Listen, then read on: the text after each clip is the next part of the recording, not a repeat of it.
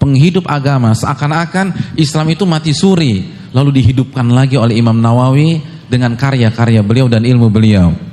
Yang potensi sombong itu ranking 1, yang juara-juara kelas, yang dipanggil ke podium. Dan itu ditangkap oleh jeli oleh Imam Nawawi. Makanya ketika beliau mendapatkan penghargaan ini, nggak terima beliau, karena beliau takut. Ini bukan kasih penghargaan, ini kasih PR buat saya. Banyak sekali para ulama yang khawatir terhadap masalah ini. Seperti kita ambil contoh Al-Imam An-Nawawi. Al-Imam An-Nawawi, Yahya bin Sharaf bin Murri Abu Zakaria, atau yang biasa kita kenal dengan nama Al-Imam An-Nawawi, penulis buku-buku bestseller sampai detik ini. Beliau punya kitab yang judulnya Riyadhus Shalihin. Pernah dengar nama kitab itu? Riyadhus Shalihin. Itu ulama melakukan survei, dan survei membuktikan bahwa Riyadhus Shalihin adalah kitab yang paling populer dan yang paling diterima dan yang paling tersebar di tengah-tengah umat Islam. Ranking kedua. Kitab ini hanya kalah dari satu kitab yang menempati ranking pertama. Kitab apa itu? Kitab apa? Sahih Bukhari. Kitabullah. Apa kitabullah? Al-Quran. Iyalah, yang paling tersebar kan Al-Quran. Yang paling banyak dibaca Al-Quran. Nah, ranking keduanya Riyadhus Shalihin. Riyadhus Shalihin.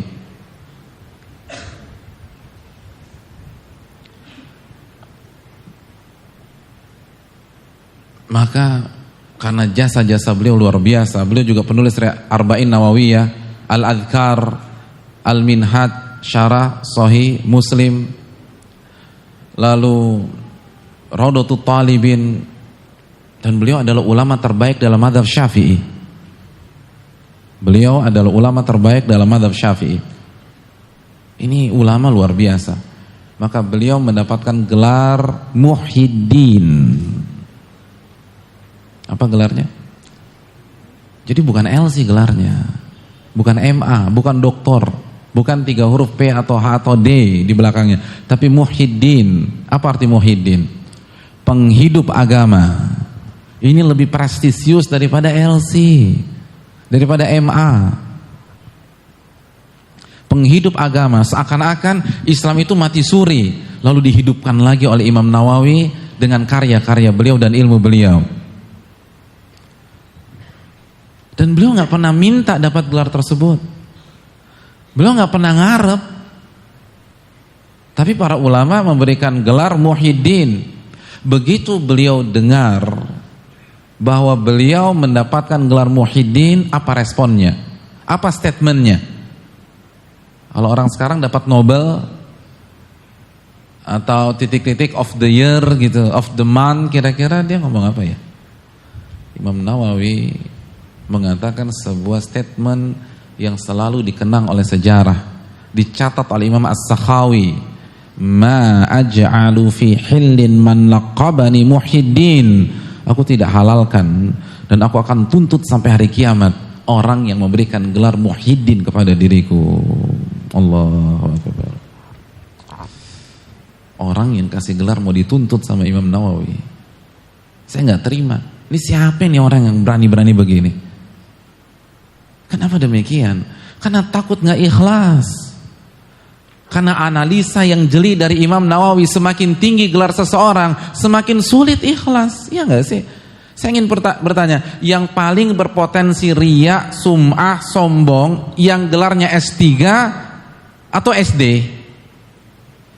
Nah, kok bingung sih, susah banget. Nah.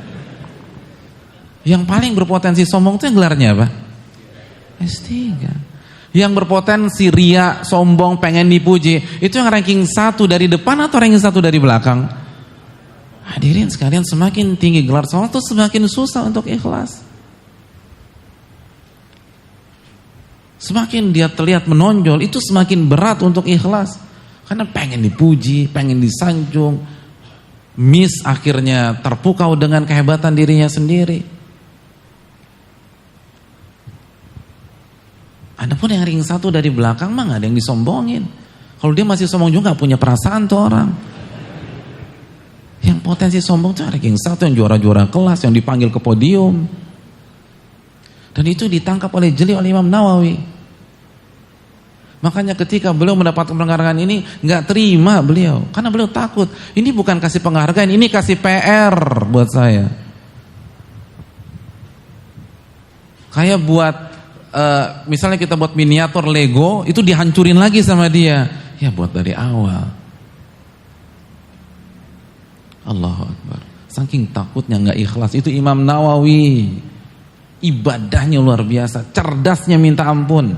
Beliau adalah pensyarah Sahih Muslim. Antum punya buku Sahih Muslim? Seperti ini nih bukunya. Itu hadis-hadisnya beliau syarah semua. Dijelaskan apa makna kata-kata yang sulit, apa kandungannya, apa hukumnya. Dan yang luar biasanya beliau syarah tanpa ada Sahih Muslim di depan beliau. Beliau syarah dengan hafalannya semua. Jadi gak pakai buku. Menjelaskan Sahih Muslim.